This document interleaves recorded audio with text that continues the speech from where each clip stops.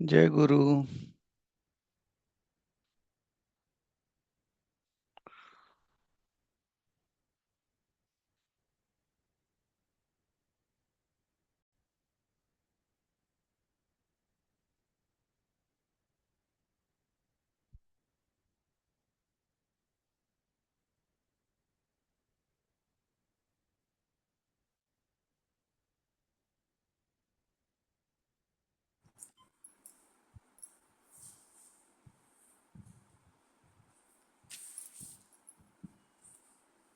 जय गुरु sir. जय गुरु. वाट बघायची ना थोडा वेळ. हो, 9 जण आहेत. आणखीन एक मिनिट वाट बघू.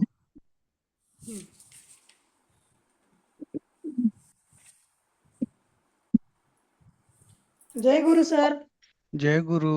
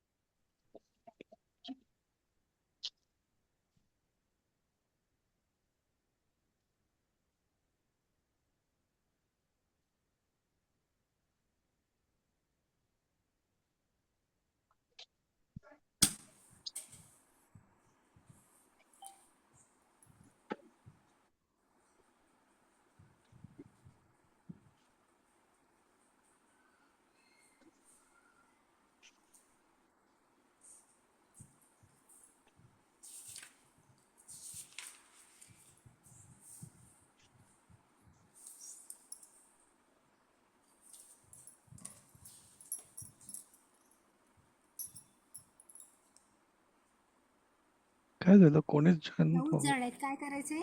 9 जण आहेत. सुरू करू आपण. कारण सुरू करूया. आपली 2 सुभाषित झाली होती काल आणि हो, आज काल तिसरं. झाली. आता हा तिसरा जो श्लोक आहे ना, सुभाषित म्हणजे हा भगवद्गीतेतला श्लोक आहे. हा आहे 12वा अध्याय जो आहे भक्तियोग.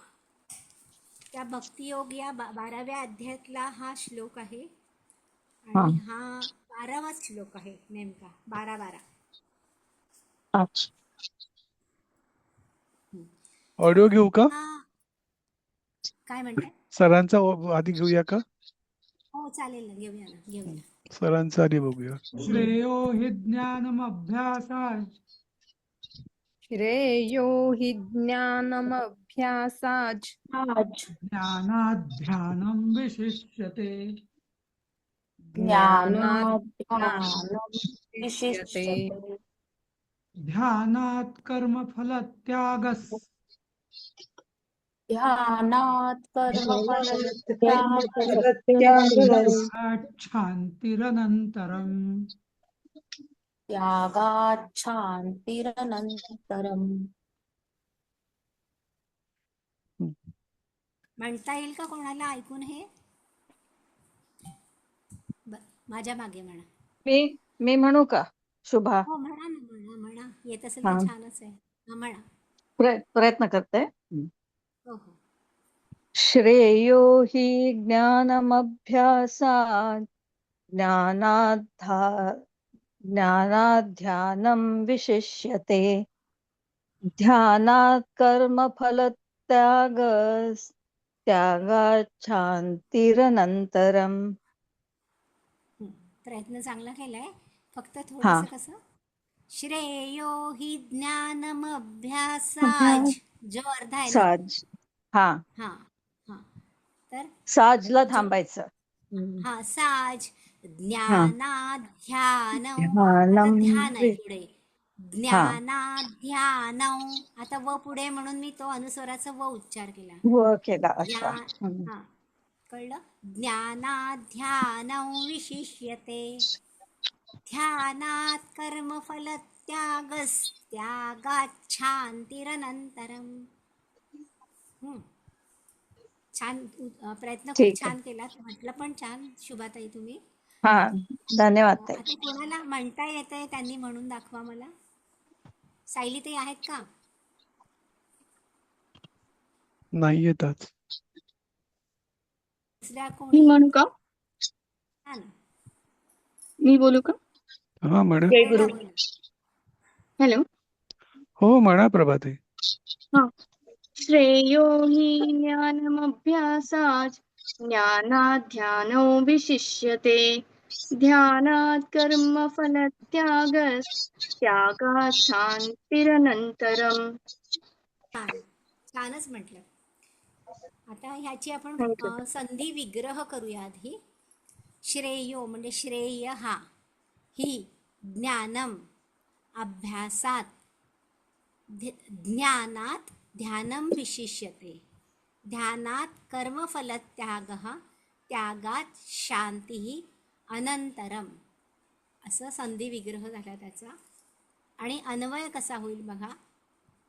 अन्वय आहे अभ्यासात ज्ञानम श्रेय, म्हणजे अभ्यास जो आपण नुसतं पोपटपंची करतो त्या पोपटपंचीपेक्षा, त्या अभ्यासापेक्षा ज्ञान हे केव्हाही श्रेष्ठ आहे. अभ्यासात ज्ञानम श्रेय. अभ्यासात म्हणजे जर समजून आपण ज्ञान घेतो त्याला नाही अभ्यास म्हटलेला इथे. तर अभ्यास म्हणजे आपण मर्म न जाणता जे काही वाचतो ऐकतो त्याला अभ्यास म्हटलेलं इथे. तर मर्म न जाणता केलेल्या अभ्यासापेक्षा ज्ञान श्रेष्ठ आहे. आता ज्ञानात ध्यानम विशिष्यते, म्हणजे त्या ज्ञानापेक्षाही ध्यान. ध्यान कोणाचं? तर परमात्मा स्वरूपाचं. किंवा काल आपण जशी चर्चा केली की आपलं शरीर चालवणारं कोण आहे?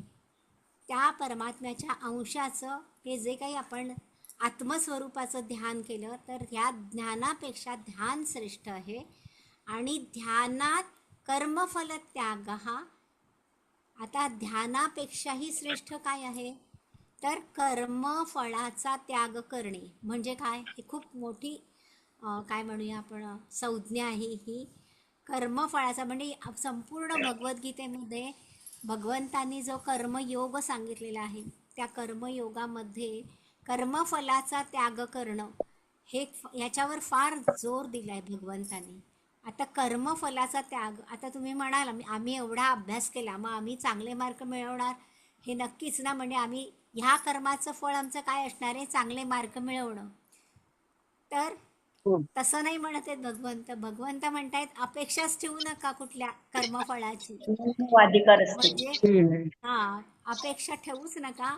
आणि जे काही तुम्ही चांगलं कर्म केलं तुम्हाला चांगलं फळ मिळणारच आहे, पण त्या फळाकडे अपेक्षा नजर करायची ठेवून नाही. कर्म करू नका असं.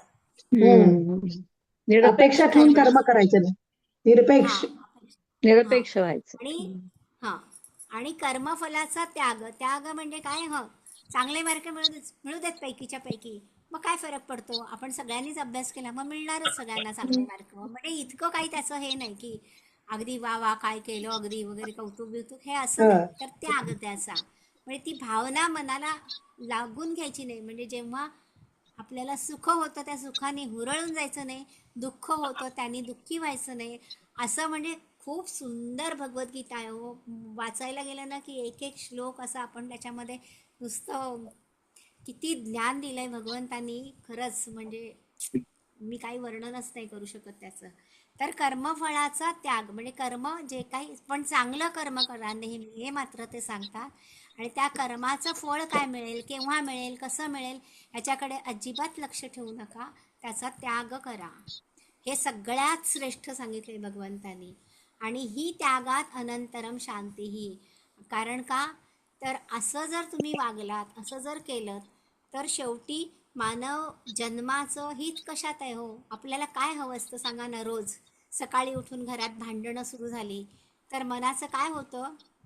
कंटाळतं मन. बिघडतो. आपल्याला काय हवं असतं? शांती हवी असते, शांतता पाहिजे असते.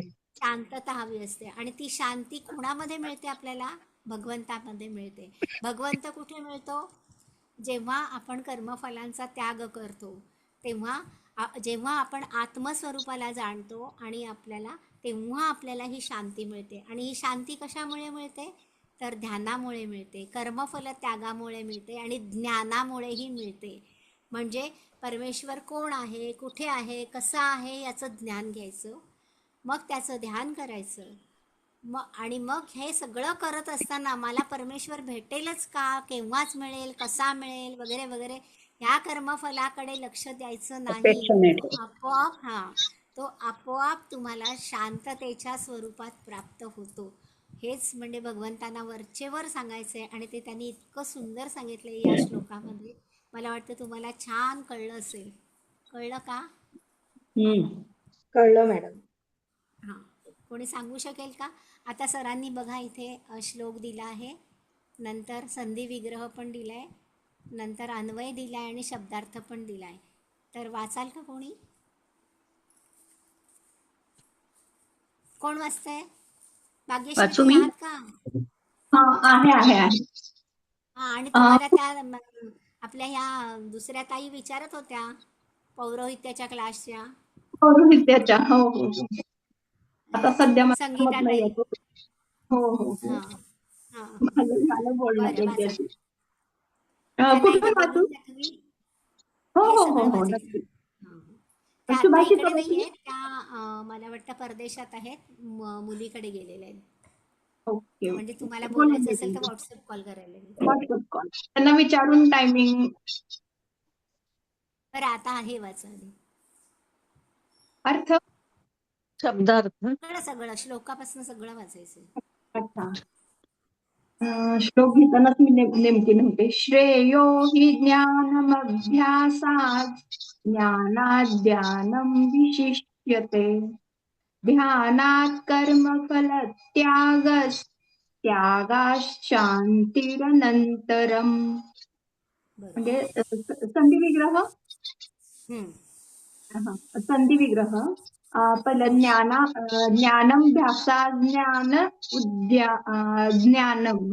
तज्ज्ञानम अधिक अभ्यासात अधिक ज्ञानात अधिक ध्यानम. आणि दुसरं आहे ध्यानात कर्मफल त्यागच्छान्तिरनन्तरम. म्हणजे ध्यानात अनंतर. कर्मफल त्याग अधिक त्यागात अधिक शांती अधिक अनंतरम. अन्वय बरोबर. आहे ज्ञानम अभ्यासात श्रेय ही ब्रॅकेटमध्ये अभ्यासात असते. काय मोडका आहे ना, हलंत आहे ना. हा, हा. अभ्यासात. ज्ञानम हां. अभ्यासात श्रेय ही ब्रॅकेटमध्ये असते. ज्ञानात ध्यानम विशिष्यते ध्यानात कर्मफल त्याग विशिष्यते ब्रॅकेटमध्ये विशिष्यते त्यागात शांती अनंतरम म्हणजे प्राप्यते. म्हणजे शब्दार्थ असा आहे की श्रेय श्रेय उत्तम ही निश्चय ही ज्ञान अभ्यासात म्हणजे शारीरिक अभ्यास से ज्ञानात म्हणजे ज्ञान से ध्यान विशिष्यते श्रेष्ठ समझा जाता है. ध्यानात म्हणजे ध्यान से कर्मफल त्याग समस्त कर्मफलों का त्याग से शांति अनंतरम के बाद तुरंत. म्हणजे अभ्यास से मराठीत सांगू? हो, सांग ना, मराठीत सांग.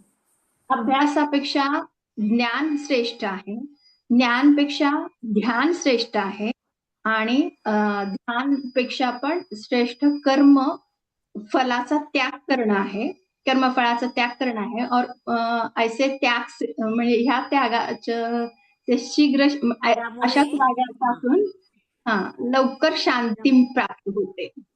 परम शांती प्राप्त होते. आता हा. मराठीत तुम्हाला अर्थ लिहायचा असेल तर घ्या. हम्म. अभ्यासात म्हणजे मर्म न जाणता केलेल्या अभ्यासापेक्षा हम्म.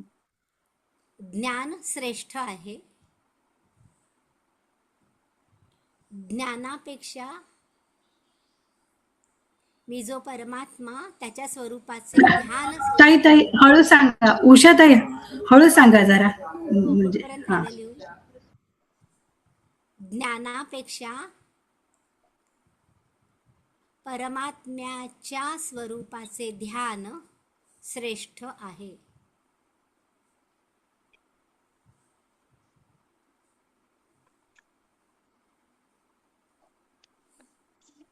आणि ध्यानापेक्षाही ज्ञानापेक्षा काय सांगितलं? ज्ञानापेक्षा ध्यान, परमात्म्याच्या स्वरूपाचे ध्यान श्रेष्ठ आहे. ज्ञानश्रेष्ठ. आणि ध्यानापेक्षाही हम्म. सर्व कर्माच्या फलांचा त्याग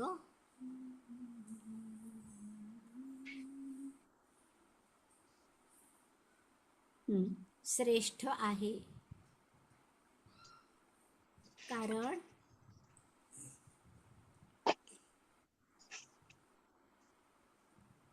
त्यागामुळे तत्काळ परमशांती प्राप्त होते.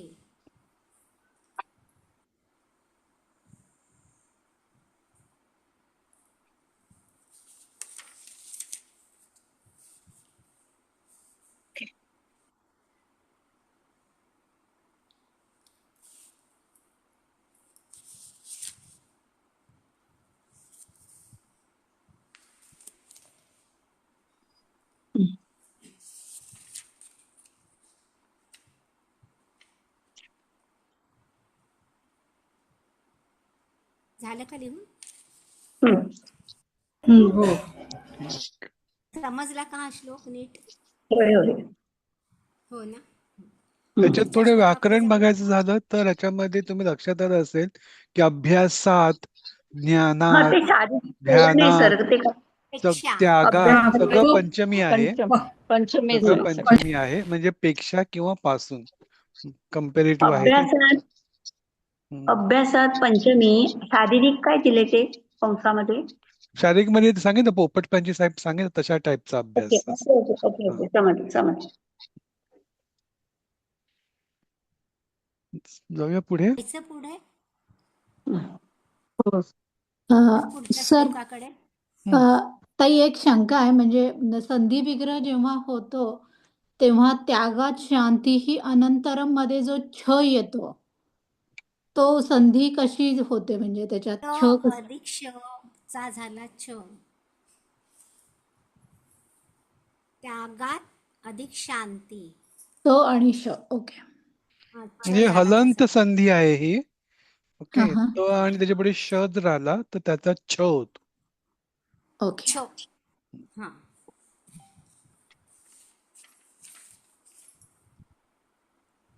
आता ना या 12व्या अध्यायामध्ये भगवंतांनी पुढे भक्तांची जाऊया. काही लक्षणं सांगितली आणि कुठला भक्त मला प्रिय आहे ते सांगितलं. तर आता हा जो 17वा श्लोक आहे हा पण 12व्या अध्यायातलाच आहे. 17वा श्लोक तो आपण बघूया. मगाशी मी थोडंसं वाच्यता केलेलीच आहे त्याची, तरी पण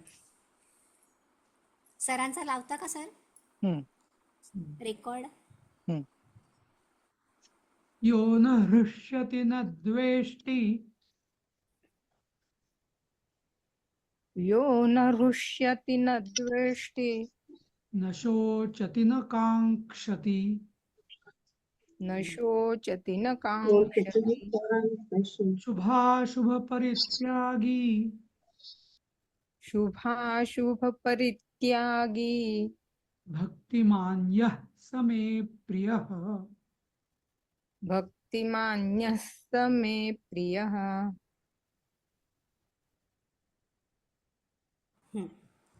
आता मी वाचते.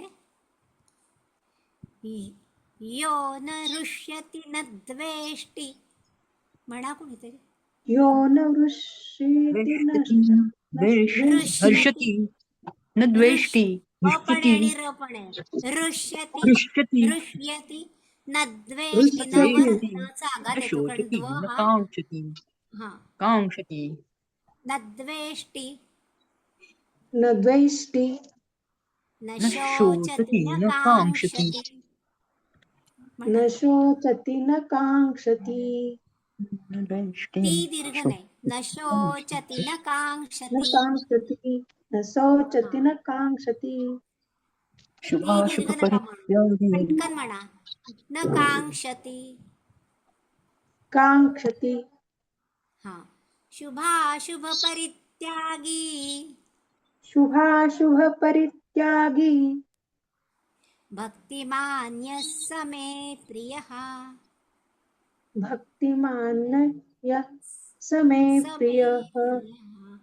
हा, आता पूर्ण एकदा वाचते, ऐका तुम्ही. यो न हृष्यति न द्वेष्टि न शोचति न काङ्क्षति शुभाशुभ परित्यागी भक्तिमान्यः स मे प्रियः. म्हणेल कोणीतरी म्हणा बरं पूर्ण श्लोक. मी म्हणू का ताई? कोण म्हणते? नाव सांगा ना. सीमाताई सीमा. म्हणा म्हणा. हा, म्हणा ना. यो न हृष्यति न द्वेष्टि न शोचति न काङ्क्षति शुभाशुभ परित्यागी भक्तिमान्यः स मे प्रियः. ताई छान म्हटलात, पण द्वेष्टीला दीर्घ नका करू. द्वेष्टि न द्वेष्टी. न द्वेष्टि. हा, न द्वेष्टि. हा. आता ह्याचा संधी विग्रह बघा, इथे काय दिलेला आहे. शुभ अधिक अशुभ आणि परित्यागी असं दिलेलं आहे. आता आपण संधी विग्रह करूनच हा श्लोक बघूया. यहा न हृष्यति न द्वेष्टि न शोचति न काङ्क्षति शुभाशुभ परित्यागी शुभ अशुभ परित्यागी भक्तिमान यः सः मे प्रियः. आता ह्याचा अर्थ बघा कसा दिलाय. यहा म्हणजे जो, न हृष्यति म्हणजे कधीही हर्षयुक्त होत नाही. म्हणजे सिक्सर मारली म्हणून पटकन उडी मारली असं नाही होत. तो आनंद होतो त्याला, पण तो खूप आनंद असा व्यक्त करत नाही. हर्षयुक्त हर्ष होणारच, आनंद होणारच कुणाला पण तो खूप असा त्याचा व्यक्त करत नाही आविर्भाव. न द्वेष्टी कोणाचाही द्वेष करत नाही. खूप कठीण गोष्ट आहेत ह्या. म्हणजे भक्त, परमेश्वराचा आवडता भक्त होण्यासाठी आपण कसं राहिलं पाहिजे. कुणाचाही द्वेष करायचा नाही. आणि आपल्या डोक्यात तर पदोपदी तो डोकावतच असतो नाही का द्वेष. न शोचती शोकही ताई. करत नाही. ताई, हर्षतीचा बोला. उच्चार हर्षती आहे का हृष्यती आहे? हृष्यती. हृष्यती आहे. ह आणि र आहे ना, रू आहे ना, ह आणि रू आहे हो, त्याच्यामध्ये. रू आहे. हा, म्हणजे हचा पण झाला पाहिजे आणि रूचा पण उच्चार झाला पाहिजे. म्हणून हृष्यती. कारण त्याचा अर्थ हर्षती होतो आहे ना, हर्ष होतोय. हर्ष. हो, आनंदित होत नाही, हर्षित होत नाही. हो, पण तो शब्द हर्षती. कसा आहे बघायला. हृष्यती. हृष्यती. न शोचती न काङ्क्षती म्हणजे तो दुःखही करत नाही, करत शोकही नाही. करत नाही. आणि कामना काङ्क्षती म्हणजे इच्छा पण करत कामना, नाही. इच्छा करणे. हा, तो काङ्क्षती. कामना किंवा इच्छाही करत नाही. यहा शुभाशुभ परित्यागी ज्याने शुभ आणि अशुभ अशा संपूर्ण कर्मांचा त्याग केलेला आहे. त्याग केला आहे. हा, भक्तिमान सहा भक्तिमान मे प्रियः असा भक्तियुक्त पुरुष. हा, भक्तिमान म्हणजे ज्याची माझ्यावर भक्ती आहे तो पुरुष मला अत्यंत प्रिय आहे. भगवंत प्रत्येक वेळी सांगतायत की तुम्ही भक्तियुक्त अंतःकरणाने मला शरण या. आणि आपण तेच करत नाही, कारण आपला जो इगो असतो ना, अहम, तो सारखा डोकावत असतो. आणि जे काही काम करू ते मी केलं म्हणून झालं, नाही तर झालं असतं का. हा नेहमी इगो आपल्या डोक्यात असतो इगो. आणि तो सारखा डोकं वर काढत असतो. हे अगदी 100% खरं आहे कोणाच्याही हो. बाबतीत. पण जेव्हा आपण परमेश्वराला पूर्णपणे शरण जातो, भक्तियुक्त अंतःकरणाने त्याला शरण जातो. बघा, शेवटी आपल्याला शरीर दिलंय. कुणी दिलंय हो हे सगळं शरीर? कोण वास करतो या शरीरामध्ये सांगा बरं तुम्ही? तर त्या परमेश्वराचा अंशच ना. ते जे काही होय. पंचप्राण वगैरे वगैरे म्हटलं, हे परमेश्वराने केवढी मोठी किमया करून ठेवली आहे. हे आपलं शरीर निर्माण केलं. वरून मस्त गोरी किंवा सावळी काळी कातडी देऊन ठेवली आहे, पण आतमध्ये काय काय गोंधळ आहे ते प्रत्यक्ष डॉक्टर सुद्धा पूर्णपणे 100% जाणू शकत नाहीत. एवढं त्यांनी डोकं चालवून असं हे शरीर आपलं तयार केलेलं आहे. तर ह्या शरीरासाठी सुद्धा आपण रडत बसतो. हे दुखतं ते दुखतं करून आपण ते रडतो, पण कधीतरी परमेश्वराचं कौतुक केलंय का हो, की तू खरंच आमच्यावर किती कृपा केली आहेस, आम्हाला डोळे दिलेस, कान दिलेस, नाक दिलंय, हे सगळे कर्मेंद्रिय दिली आहे, ज्ञानेंद्रिय दिली आहे, आणि त्याच्यामुळे आपण बघा, इतर प्राणी फक्त भोगयोनी म्हणतात, पण फक्त मनुष्य योनी हीच अशी योनी आहे की जी विचार करू शकते आणि परमेश्वरापर्यंत पोहोचू शकते ह्याच जन्मात. दुसरा जन्म नाही. मनुष्य जन्म मिळाला आहे तर ह्याच जन्मात आपल्याला परमेश्वरापर्यंत पोहोचायचंय. मी कोण आहे, माझ्यामध्ये कोण आहे, हे सगळं जाणून घ्यायचंय. आणि मग जो भक्त अशा प्रकारे परमेश्वराला भक्तीने पूर्णपणे शरण जातो, तो भक्त परमेश्वराला अत्यंत प्रिय असतो. कारण त्याला माहिती असतं की हे परमेश्वराशिवाय काहीही शक्य नाही आहे. कितीही प्रगती विज्ञानाने करू देत, पण फायनली सगळ्या दोऱ्या त्याच्याच हातामध्ये आहेत. म्हणून आता हा परमेश्वराने ह्या श्लोकामध्ये कुठला भक्त मला जास्त प्रिय आहे असं सांगितलंय, तर परत एकदा आपण अर्थ बघूया. जो कधी हर्षयुक्त होत नाही, द्वेष करत नाही, शोक करीत नाही, इच्छा करत नाही, तसेच जो शुभ आणि अशुभ सर्व कर्मांचा त्याग करणारा आहे, तो भक्तियुक्त पुरुष मला प्रिय आहे. आता कोणीतरी पूर्ण श्लोक वाचा, संधी विग्रह, त्याच्यानंतर मी अन्वय वाचू का वाचा, ताई? शब्दार्थ वाचा. हा, नाव सांगा आणि वाचा. हा मोनाताई वाचा. मोना कुलकर्णी. हम्म. हो, यो न मोनाताई वाचा. हृष्यति न द्वेष्टि न शोचति न कांक्षति शुभाशुभ परित्यागी भक्तिमान य समे प्रियः. शुभ अशुभ, शुभ अधिक अशुभ अधिक परित्यागी, शुभाशुभ शुभ अशुभ परित्यागी, यह न हृष्यति न द्वेष्टि न शोचति न कांक्षति, यह शुभाशुभ परित्यागी भक्तिमान य समे प्रियः. म्हणजे हा तो माझा प्रिय असतो. यहा म्हणजे जो, न म्हणजे नाही, हृष्यती म्हणतो, हृष्यती हर्षित होता है, आनंदित होतो. शोचती शोक करता है, कांक्षती आकांक्षा करता है, परित्यागी पूर्ण करता है, भक्तिमान भक्तियुक्त, मुझे मैं, जो हर्षित होता है और न द्वेष करता है, न शोक करता है और न आकांक्षा करता है, तथा जो शुभ और अशुभ को त्याग देता है, वह भक्तिमान पुरुष मुझे प्रिय है. छान वाचलं. मराठी अर्थ लिहायचा आहे का तुम्हाला? हो ताई. हा, मली होय. जो कधी हर्षयुक्त होत नाही, द्वेष करत नाही, हर्षयुक्त किंवा हर्षित होत नाही, काही चालेल. आता परत जो प्रत्येक ठिकाणी जो द्वेष करीत नाही, शोक करीत नाही,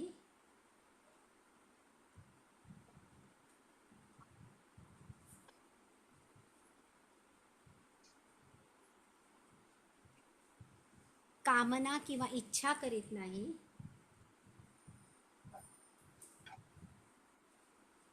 आणि जो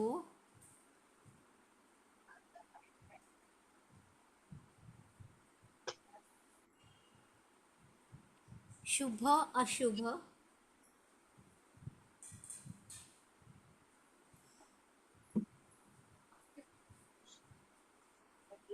कर्मांहून पलीकडे गेला आहे किंवा कर्मांचा त्याग करणारा आहे. शुभ अशुभ कर्म. कर्मांच्याही जो कर्माचा. पलीकडे गेला किंवा ज्यांनी त्याग केलेला आहे शुभ अशुभ कर्मांचा. याच्यात ना भगवद्गीतेमध्ये ना एकेका श्लोकाचे ना अर्थ आपल्याला खूप खोलात जाऊन विचारात घ्यावे लागतात. नाहीतर तुम्ही अगदी सहज विचाराल, म्हणजे काय, चांगली आनंदी घटना घडली तरी आनंदी व्हायचं नाही, असं अगदी सहज मनात प्रश्न येईल. पण हे खूप पलीकडे गेलेलं ज्ञान आहे. हां, तर हां, अर्थ कुठपर्यंत लिहिलाय? शुभ तो अशुभ. भक्तिमान असा त्याग केला आहे. त्याग केला आहे हा, त्याग तो भक्तिमान पुरुष करणारा आहे तो भक्तियुक्त पुरुष.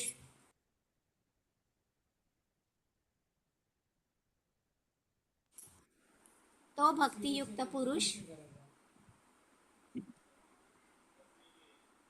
मला प्रिय आहे.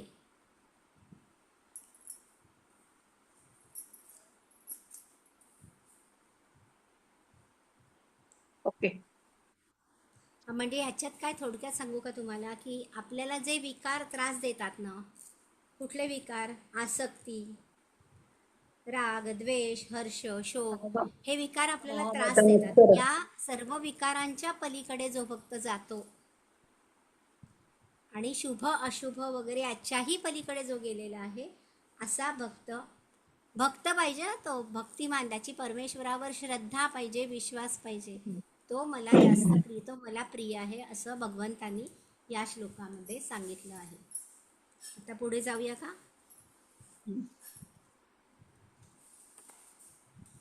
समजला का तुम्हाला हा श्लोक नीट? होय होय. हो हो होय होय. समजलं. चांगल्या प्रकारे समजलं. व्यवस्थित कळला ना? मी तुमच्या स्वप्नात येणार आहे सगळ्यांच्या आणि अर्थ विचारणार आहे.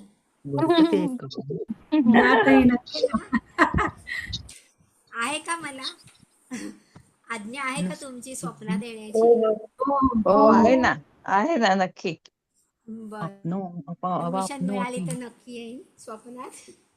बरं, आता हा जो पुढचा श्लोक आहे ना, हा श्लोक आहे 16व्या अध्यायातला.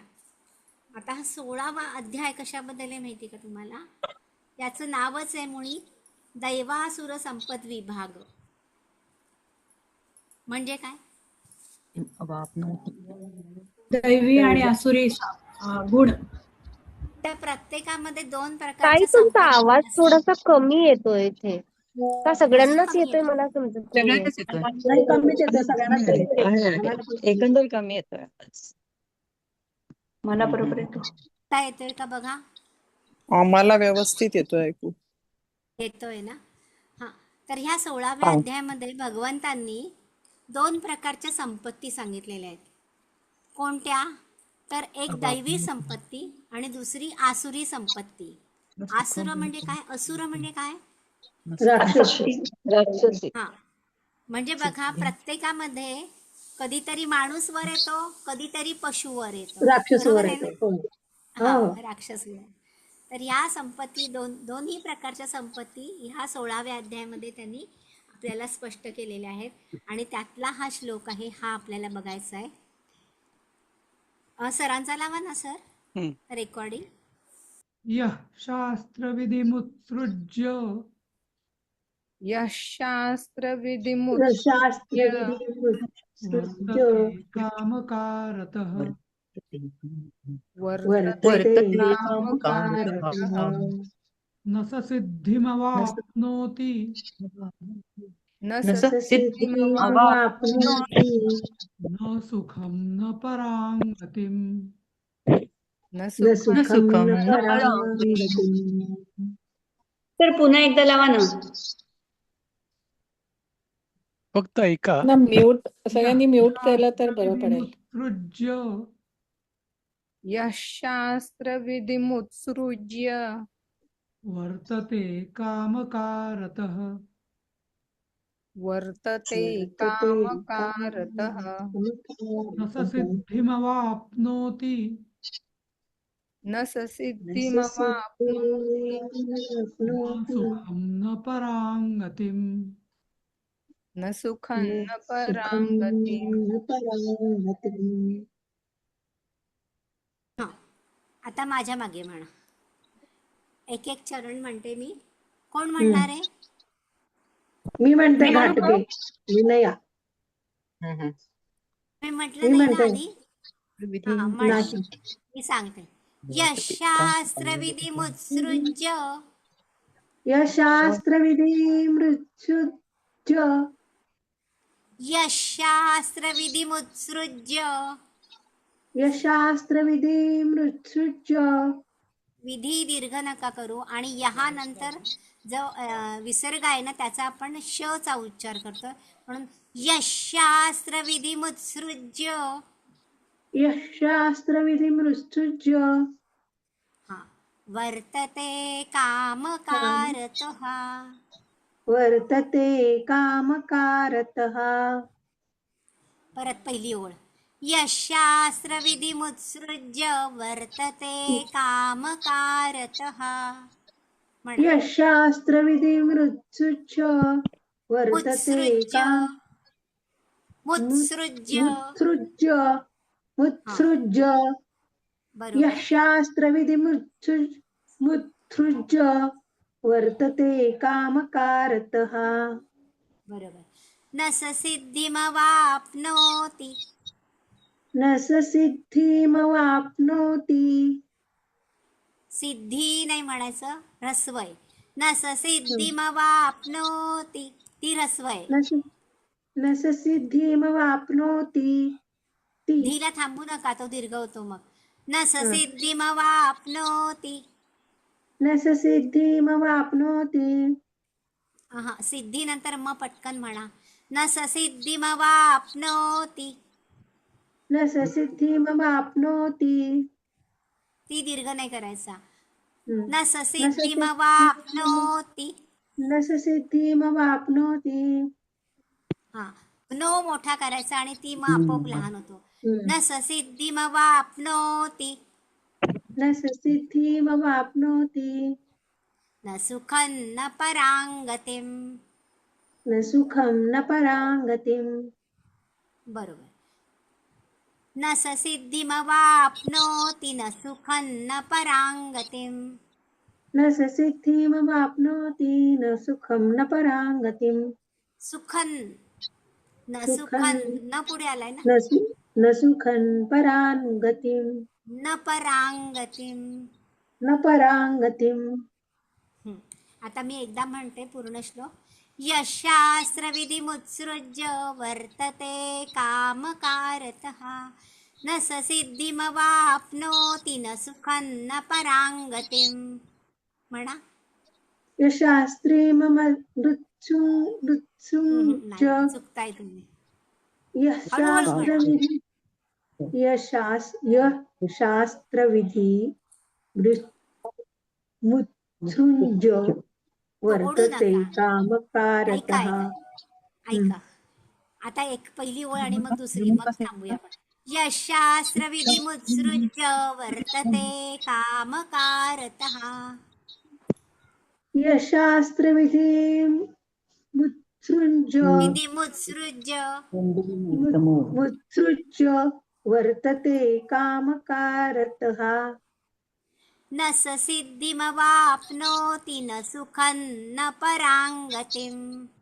न स सिद्धिमवाप्नोति न सुखं न परांगतिं. कुठे चुकताय कळलं का तुम्हाला? सिद्धी प्नोती असं नाही म्हणायचं. जे दीर्घ आहे ना ते दीर्घ म्हणायचे, जे ऱ्हस्व आहे ते ऱ्हस्वच म्हणायचे. बरं का, लक्ष ठेवा. चला पुढे आता संधी विग्रह. संधी विग्रह बघा. शास्त्र विधिम अधिक उत्सृज्य. शास्त्र विधिम उत्सृज्यच झाला. आता सिद्धिम अधिक अवाप्नोति म्हणजे सिद्धी प्राप्त करतो. आता अन्वय बघा. यहा शास्त्र विधिम उत्सृज्य कामकारतः वर्तते सः सिद्धिं न अवाप्नोति न सुखम न परांगतिम. आता त्याचा अर्थ बघा काय दिला आहे की जो मनुष्य, एक मिनिट, जो मनुष्य शास्त्रविधीला उत्सृज्य म्हणजे सोडून, म्हणजे जे काही शास्त्रामध्ये विधी दिलेले आहेत त्या विधीप्रमाणे करत नाही, त्या विधीला सोडून काय करतो, उत्सृज्य कामकारतः म्हणजे स्वतःच्या मनाप्रमाणे आचरण करतो. आम्हाला सरांनी जेव्हा हा श्लोक शिकवला होता ना तेव्हा त्यांनी ऑफिसचं उदाहरण दिलं होतं आम्हाला, तेव्हा मला चांगलं आठवतंय. ते पण तुम्हाला सांगते. कामकारतः वर्तते सः सिद्धिं न अवाप्नोति. त्याला काय मिळत नाही? कार्यसिद्धी मिळत नाही. न सुखम, सुखही मिळत नाही. न परांगतीम, आणि तो परमगतीलाही प्राप्त होत नाही. आता बघा म्हणजे एखादं प्रायव्हेट ऑफिस असेल किंवा गव्हर्नमेंट ऑफिस, कुठलंही ऑफिस घ्या. ऑफिस काय असंच प्रत्येकाच्या मनाने चालतं का हो?